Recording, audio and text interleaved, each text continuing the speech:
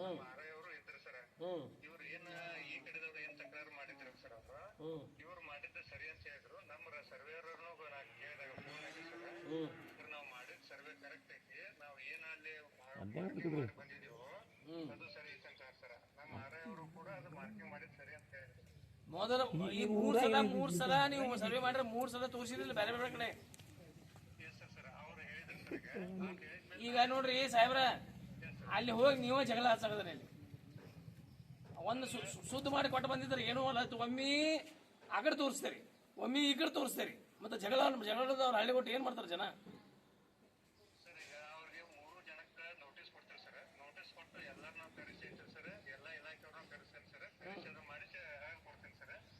ನೋಡ್ರಿ, PWD ಆ ಹೊಲದವ್ರು, ಪಂಚಾಯತಿ ಅವ್ರು, ಎಲ್ಲ ಊರನ್ನ ಹಿರಿಯರನ್ನ ಎಲ್ಲಾರು ಕೂಡಿಸಿರಿ, ಒಂದು ಮೀಟಿಂಗ್ ಮಾಡ್ರಿ.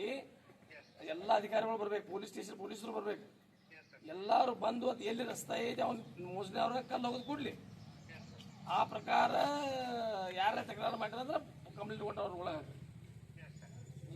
ಇದು ಕಾನೂನು ಪರ ಇದಕ್ಕಿಂತ ಏನ್ರಿ ನಿಮ್ಮದ? ಮತ್ತೆ ಎಂದ ಮಾಡ್ತಾರೆ? ಇನ್ನೊಂದು 4-5 ವರ್ಷದಲ್ಲಿ ಸಾಹೇಬ್ರ ಈ ಥರ ಸಲುವಾಗಿ ನಾ ಹೇಳಿ ನನಗೆ ನಾಚಿಕೆ ಬರಲ್ಲ. ನಾ ಇಲ್ಲಿ ಒಬ್ಬ ಎಮ್ ಎಲ್ ಎ ತಿಳ್ಕೊಳಕ್ಕೆ ನನಗೆ ನಾಚಿಕೆ ಬರಲಾತ್ರಿ. ನಾ ಇಲ್ಲಿ ಏನು ಆಗ್ತಿಲ್ಲ ಬಿಡ್ರಿ. ಇಲ್ಲಿ ಒಂದು ರಸ್ತಾ ಮಾಡಕ್ಕೆ ಒಂದು 2 ವರ್ಷ ನಮಗೆ ಹತ್ತಕೈತೆ ಅಂದ್ರೆ ನಾವು ಎದಕ್ಕೆ ಅಧಿಕಾರದಾಗಿರ್ಬೇಕು, ನೀವು ಎದಕ್ಕೆ ಇರ್ಬೇಕು ರೀ? ಯಾರಿಂದ ಮಾಡ್ಬೇಕ್ರಿ ಅದು?